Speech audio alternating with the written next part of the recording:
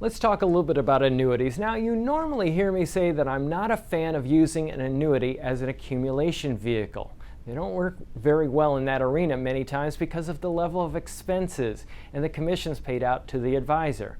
They were actually designed to be a distribution vehicle. They work the opposite of a life insurance policy. With a life insurance policy, I pay a small premium. If I die prior to my life expectancy, a big payment goes to my heirs. They win in that particular case. With an annuity, it's the opposite.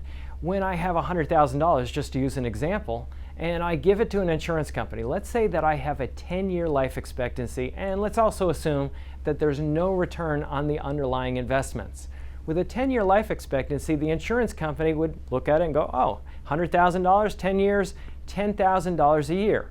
If I only live 2 years, they pay me $20,000, 2 times 10, and that's it with a straight life annuity.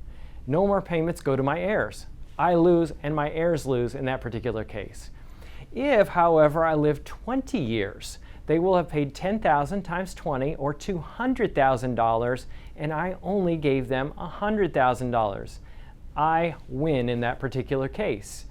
Now, one of the problems that you run into with annuities is if you take them out too early and you annuitize too early, which is having them pay out over your life expectancy, and they don't have a cost of living feature, which most don't, then the purchasing power of the dollar goes down. You could buy a house in the 1970s for $30,000. Now it's $300,000. That can really hurt over time.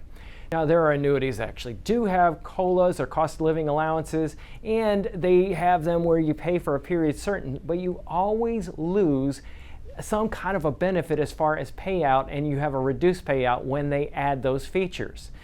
So annuities, not so great unless you're much more advanced in age, and let's face it, a lot of people don't like to hand their money to an insurance company and lose control, and that's what happens when you annuitize. So be very careful in using these vehicles for your investment savings.